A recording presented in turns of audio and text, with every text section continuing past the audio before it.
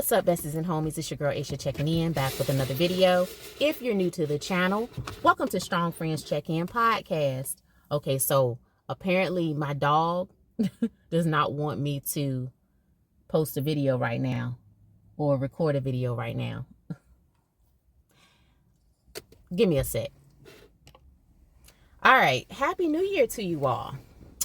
I want to talk about masculinity today, right? Because I think masculinity is a hot topic in the dating space, and I've really been wanting to talk about it for a while. I posted a short a while back, probably like a year ago, about masculinity, and I basically said that there's no such thing as toxic masculinity. Listen, we need to stop using pseudoscientific terms that sound intelligent but mean absolutely nothing. There is nothing toxic about masculinity.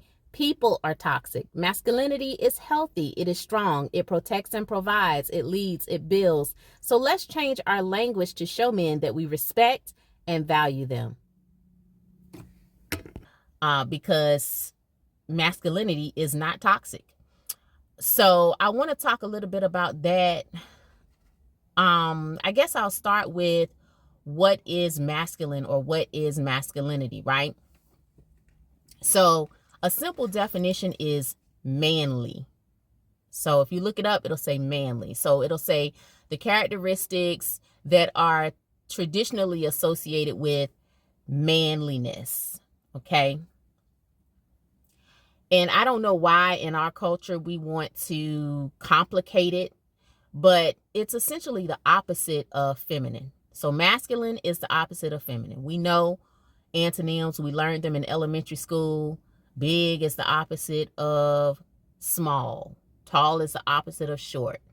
Masculine is the opposite of feminine, right? So I think that part of the reason Black men and Black women are having these gender wars is that there is so much confusion surrounding the definition of masculine and feminine. I won't talk too much about femininity because I really want to focus on masculinity today. But I'll say that typically we associate masculinity with leadership, strength, and emotional intelligence. Those are three of the main attributes that we think of when we think of masculinity. And it's really not complicated because if you study biology and if you study like theology, they kind of go hand in hand in terms of the different attributes. How men are typically physically stronger than women. Boys are stronger than girls on average.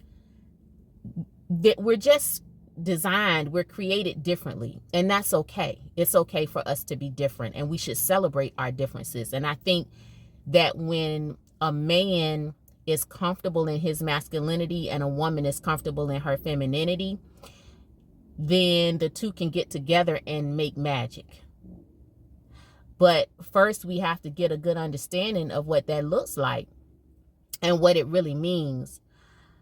I think that when women started to encourage boys to cry more and to get more in touch with their emotions, I think that went a little bit too far.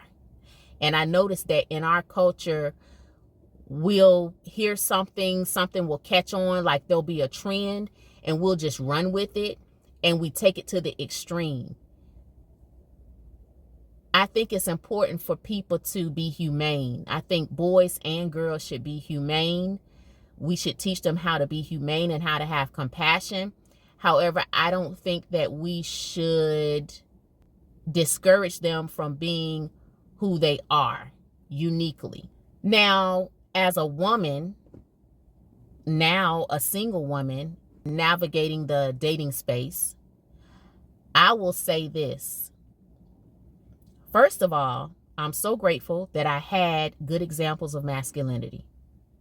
So those of you who know my story know that my father's parents raised me.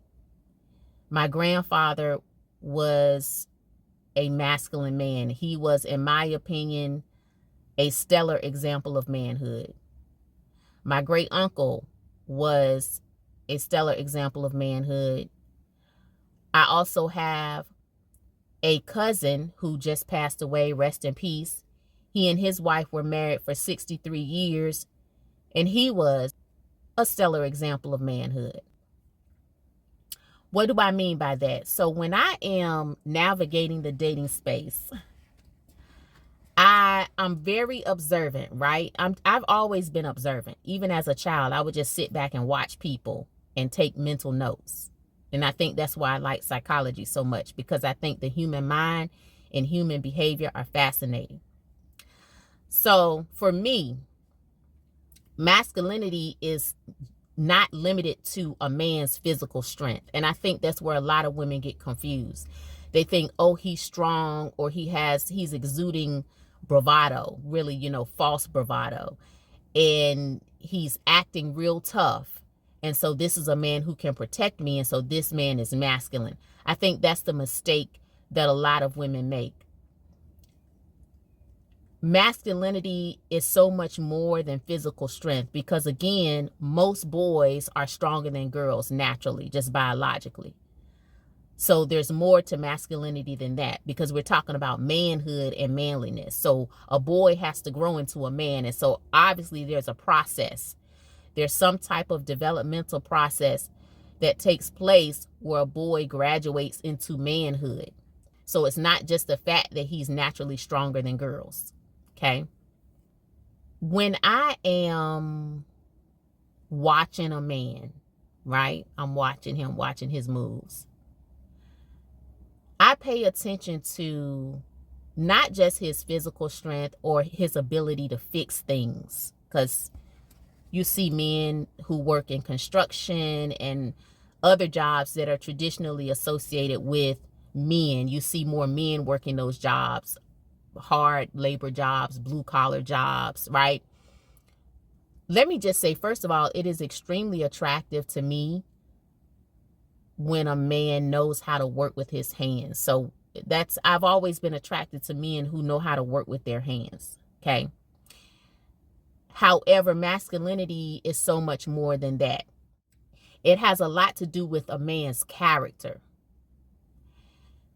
So for example, if I know that a man is good with his hands, but he's being bullied or spoken down to by his supervisor on his job, that's a red flag for me. That's a red flag.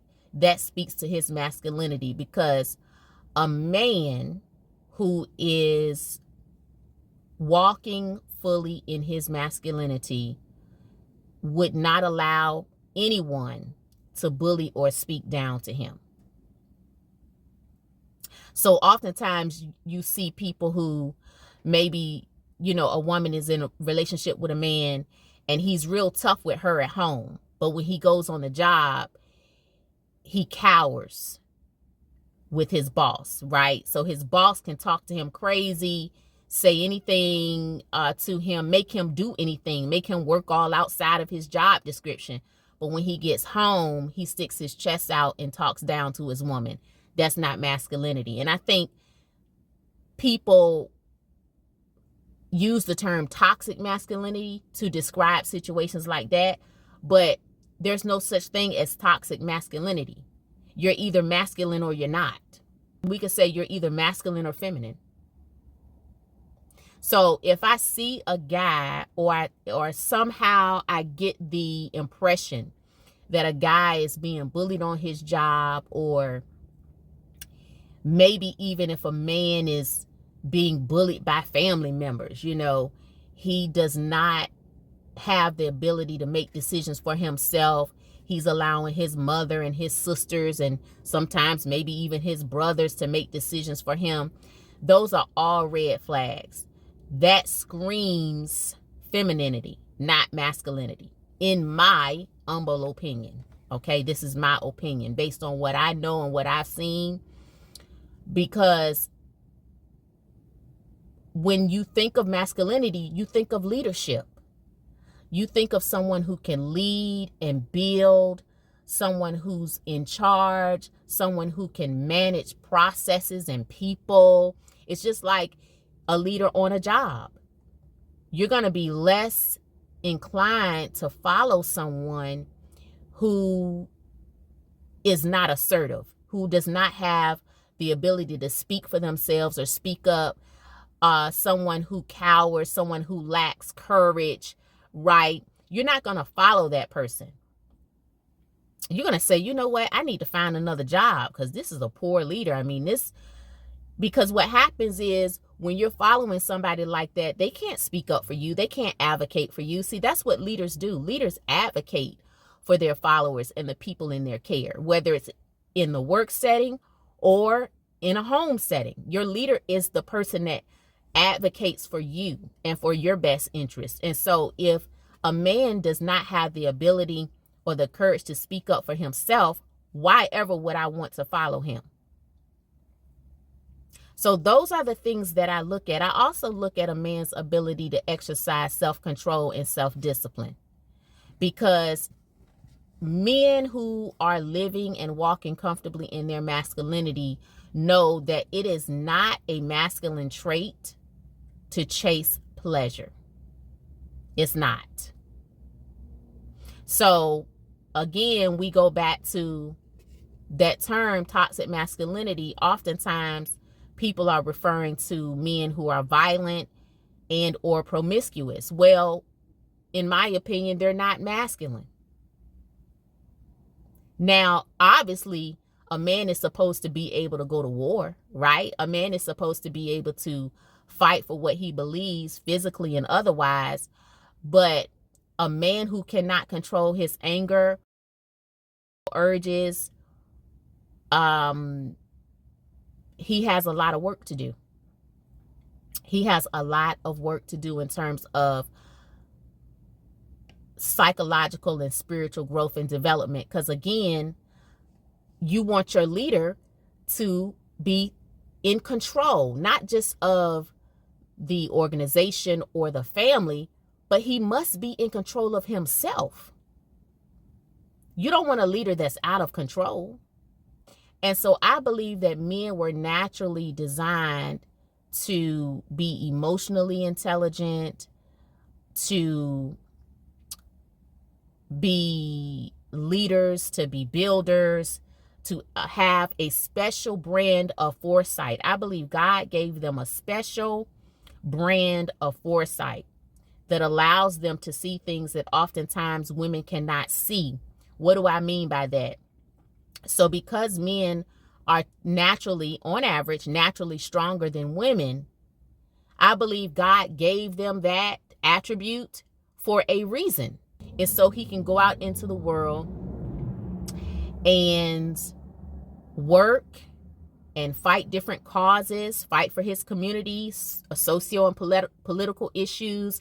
A man should be more educated, in my opinion, on socio-political issues than a woman, because he is stronger.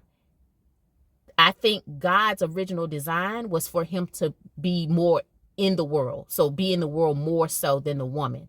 The woman was supposed to be more insulated, like in the home. Not that she can't go out, not that she can't get a formal education, but what I'm referring to is worldly knowledge. The man should have more worldly knowledge because he is the protector and the provider. He was built to protect and provide. That's why he's physically stronger. Because if someone has to go to war, the man is more than likely more qualified to go to war. If the family is in some sort of situation where maybe they're just kind of surviving, maybe they've fallen on hard times, that man is more equipped to go out and fish and hunt, and he has more survival skills. And so a man should always have more worldly knowledge than a woman. But what has happened is that the roles have gotten reversed. Some women want to go out and work more, and then some men want to stay home. And that's why you hear people say that men now want to live the soft life. Some men, not all. So I'm not speaking in absolute. So when I'm speaking about men and women, just remember, I don't mean all, okay? Because I know we get caught up on that too. Don't pick my words apart. Just follow me. Just follow me. Once sort of the roles started to reverse, then that created a lot of confusion. It just, to me, it is common sense. As a woman, I don't want to have to go to war. I don't desire that. If someone has to go to war, my husband is more equipped to go and fight in the war, not me. So when we think about masculinity, it's not just physical strength. It's not just like a false bravado or some type of image or the way a man presents himself. It has more to do with the character of a man. It has more to do with a man's ability to lead and control himself and to manage the people around him. A man's ability to get things done. A man's ability to resolve conflict. And so that's another thing too. So when people talk about toxic masculinity, again, oftentimes they're referring to men who are unnecessarily violent and men who are oftentimes violent against women.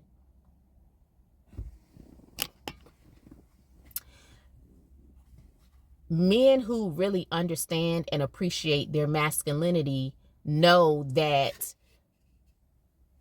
there's never a reason for them to be violent with a woman. There's never a reason for them to see a woman as an adversary or some type of opponent or opposition in war, because they understand that the woman is the weaker vessel. So there's no need to try to conquer a woman, because you're going to conquer her. Like, she's the weaker vessel. That's not his role as a man. And so masculine men understand that. It doesn't do anything for their ego to challenge a woman to war with a woman. That doesn't do anything. They understand that that is counterproductive and counterintuitive, because they were created to lead women. They were created to protect women. They were created to provide. They're naturally stronger, and they're supposed to be more emotionally intelligent, and they're supposed to have more worldly knowledge. So again, we go back to women getting an education. Obviously, I value education because I have an education, right? Nothing wrong with a woman being formally educated, but I believe that a man should have more worldly knowledge. So when you see, for example, when the whole Black Lives Matter thing happened, right? There was that big movement. I personally saw more women out there than men. In my opinion, that was out of order. That's out of divine order. I believe that men should lead women. And if men aren't passionate about a particular cause, I don't think that women should lead the cause. That's my personal opinion. I believe that if we as a community feel passionate about something, or let's say the majority of the members of our community feel passionate about something, I think we should talk about it, and I think that the men should be in the front. They should lead the cause. Like during the civil rights movement, when the men led the cause. There were powerful, intelligent women who were a part of the movement, but the movement was led by men. But because we have gotten so, quote, progressive, unquote, a lot of these roles have reversed, and then we wonder why there's so much confusion in our community. If you look at any other community, even just in the United States of America, every other community is led by that subgroup's men. So you look at other subgroups, the men are leading, not the women. So I guess, my point is, I think we need to really start having more discussions about masculinity.